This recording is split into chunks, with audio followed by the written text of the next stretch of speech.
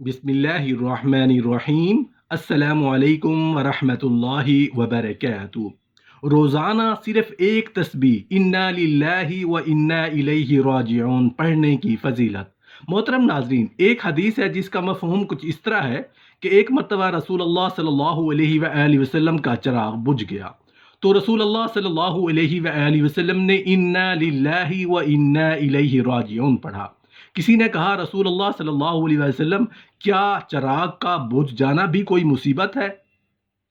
एक मरतबा रसूलुल्लाह सल्लल्लाहु अलैहि वसल्लम के नाले मुबारक का तस्मा टूट गया। आपने इन्ना लिल्लाहि व इन्ना इलैहि राजिऊन पढ़ा। सहाबा कराम ने अर्ज किया, या रसूलुल्लाह, ये भी मुसीबत है?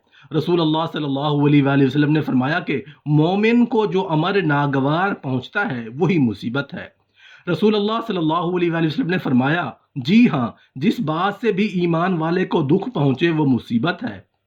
जब भी रंजो गम की कोई खबर सुने, या कोई नुकसान हो जाए, या कोई दुख और तकलीफ पहुंचे, या खुदा ना खास्ता किसी नागहानी मुसीबत में गिरफ्तार हो जाए, तो फौरन इन्ना लिल्लाहि व इन्ना इलैहि राजिऊन पढ़ना चाहिए कि हम खुदा ही के लिए हैं और उसी की तरफ लौटकर जाने वाले हैं। जब मोमिन अल्लाह ताला के फैसले को तस्लीम कर लेता है और इन्ना लिल्लाहि व इन्ना इलैहि राजिऊन पढ़ता है, तो तीन भलाइयों का मुस्तहिक ठहरता है।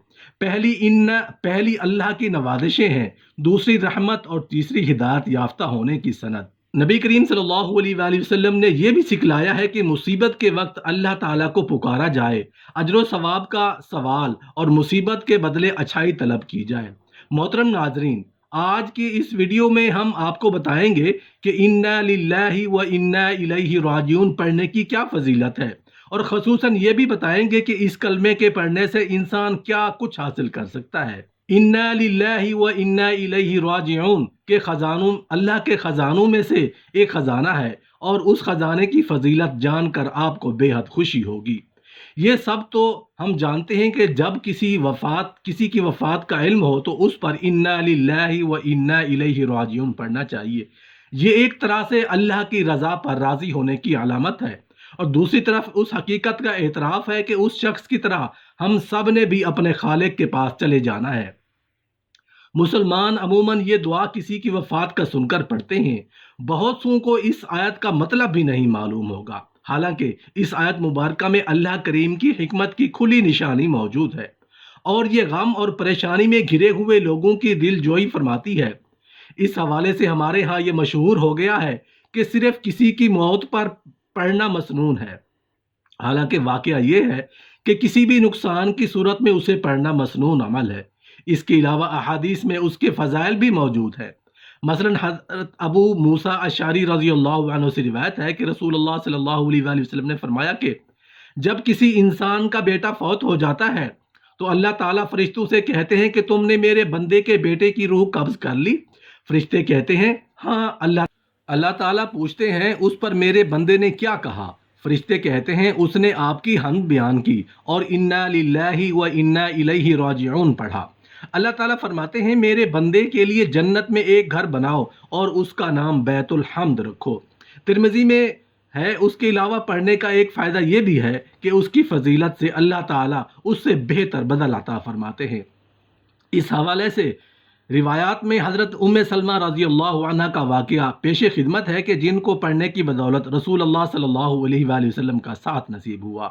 मसनद अहमद में है कि हज़रत उम्मे सलमा रज़ी अल्लाह अन्हा फरमाती हैं कि मेरे खामन हज़रत अबू सलमा रज़ी अल्लाह अन्हु एक रोज़ मेरे पास रसूलुल्लाह सल्लल्लाहु अलैहि वसल्लम की खिदमत से होकर आए और खुशी खुशी फरमाने लगे, आज तो मैंने एक ऐसी हदीस सुनी है कि मैं बहुत ही खुश हुआ हूँ। वो हदीस ये है कि जब किसी मुसलमान को कोई तकलीफ़ पहुँचे और वो ये कहे, यानी खुदाया मुझे इस मुसीबत में अजर दे और मुझे इससे बेहतर बदला अता फरमा, तो अल्लाह ताला उसे अजर और बदला ज़रूर देता है। हज़रत उम्मे सलमा रज़ियल्लाहु अन्हा फरमाती हैं, मैंने उस दुआ को याद कर लिया। जब हज़रत अबू सलमा रज़ियल्लाहु अन्हु का इंतकाल हुआ तो मैंने पढ़कर ये दुआ भी पढ़ी ली, लेकिन मुझे ख्याल आया कि भला अबू सलमा रज़ियल्लाहु अन्हु से बेहतर शख्स मुझे कौन मिल सकता है। जब मेरी इद्दत गुजर चुकी तो मैं एक रोज़ एक खाल को दबागत दे रही थी, तो रसूलुल्लाह सल्लल्लाहु अलैहि वसल्लम तशरीफ़ लाए और अंदर आने की इजाज़त चाही। मैंने अपने हाथ धो डाले کھال رکھ دی اور رسول اللہ صلی اللہ علیہ وآلہ وسلم سے اندر تشریف لانے کی درخواست کی۔ آپ کو ایک گدی پر بٹھایا۔ آپ نے مجھ سے اپنا نکاح کرنے کی خواہش ظاہر کی۔ میں نے کہا حضور یہ تو میری خوش قسمتی کی بات ہے، لیکن اول تو میں بڑی باغیرت عورت ہوں، ایسا نہ ہو کہ آپ کی طبیعت کے خلاف کوئی بات مجھ سے سرزد ہو جائے اور خدا کے ہاں عذاب ہو۔ دوسرا یہ کہ میں عمر رسیدہ بھی ہوں۔ تیسرا یہ کہ بال بچوں والی بھی ہوں۔ آپ نے فرمایا سنو، ایسی بے جا غیرت اللہ تعالیٰ تمہاری دور فرما دے گا، اور عمر میں کچھ بھی چھوٹی عمر کا نہیں، اور تمہارے بال بچے میرے ہی بال بچے ہیں۔ میں نے یہ سن کر کہا پھر حضور مجھے کوئی عذر نہیں۔ چنانچہ میرا نکاح اللہ تعالیٰ کے نبی صلی اللہ علیہ وآلہ وسلم سے ہو گیا۔ مجھے اللہ تعالیٰ نے اس دعا کی برکت سے میرے میاں سے بہت ہی بہتر یعنی اپنا رسول عطا فرمایا۔ تفسیر ابن کثیر میں فرمان نبی ہے کہ جو شخص بھی مصیبت کے وقت انا للہ و انا الیہ راجعون پڑھتا ہے تو اللہ تعالیٰ اسے اچھا بدل عطا فرماتا ہے اور اتنا دیتا ہے کہ وہ راضی ہو جاتا ہے۔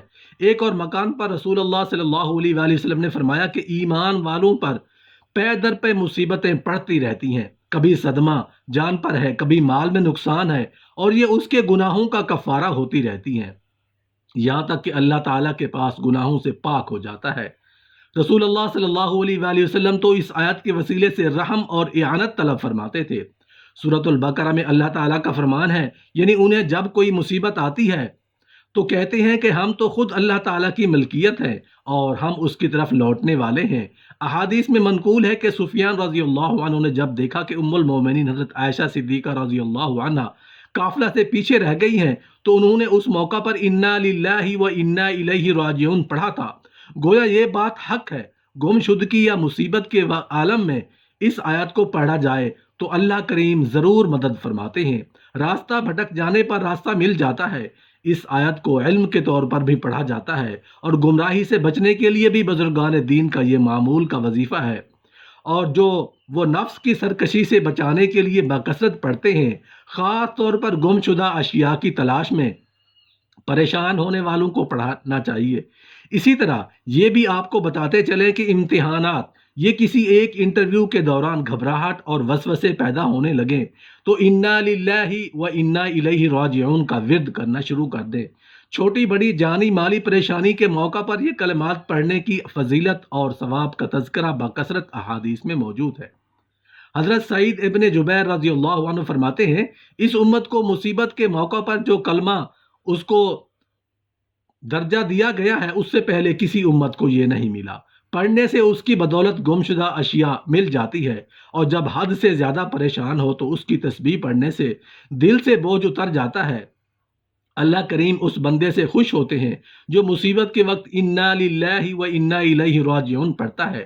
مصیبت چھوٹی ہو یا بڑی، اس آیت کو پڑھنے سے انسان میں توکل اور تقوی اور صبر پیدا ہوتا ہے۔